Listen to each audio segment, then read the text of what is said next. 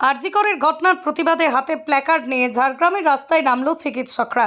বুধবার দুপুরেই ঝাড়গ্রাম শহরে Indian medical অ্যাসোসিয়েশনের ঝাড়গ্রাম ব্রাঞ্চের পক্ষ থেকে আরজিকর মেডিকেল কলেজের ঘটনার সঙ্গে জড়িত দোষীদের দৃষ্টান্তমূলক শাস্তির দাবিতে এই ধরনের ঘটনা আর যাতে না ঘটে সেই দাবিতেই মৌন মিছিল সংগঠিত হয়।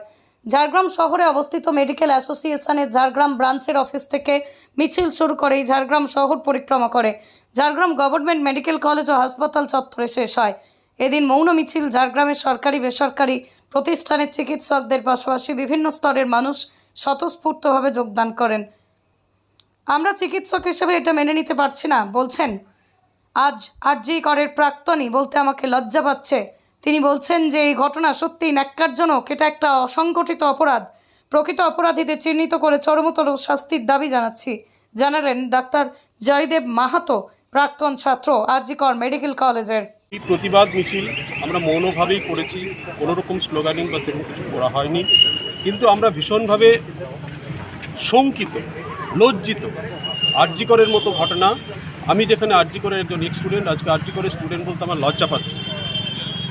আরজিকরে একজন মহিলা কর্তব্যরত অবস্থায় তার গণধর্ষণ হলো, তার মাল্টিপল ইনজুরি হলো, তাকে খুন করে দেওয়া হলো। এখনও পর্যন্ত সেরকম অপরাধীদের কিন্তু দেখতে পাচ্ছি না। নামমাত্র একজনকে ধরে বলা হচ্ছে একজনের পক্ষে এটা অপরাধটা হয়েছে, যেটা আমরা ডাক্তার হিসাবে এটা মানতে পারছি না, কিছুতেই সম্ভব নয়। এটা একটা সংগঠিত অপরাধ, এবং যেটা কাস্টোডিয়াল ডেথ বলা হয়, পুলিশের কাস্টোডির ডেথ, এটাও এক ধরনের আমি মনে করি যেটা কাস্টোডিয়াল ডেথ।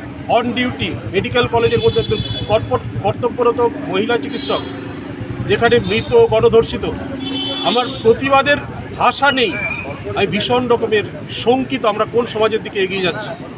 আজকে আমরা এই প্রতিবাদের মধ্য দিয়ে চেষ্টা করলাম যদি ঊর্ধ্বতন কর্তৃপক্ষের কাছে এটা পৌঁছায় যে প্রকৃত তদন্ত হোক, যত তাড়াতাড়ি সম্ভব তদন্ত হোক, এবং প্রকৃত অপরাধীদের চরমতম শাস্তি হোক।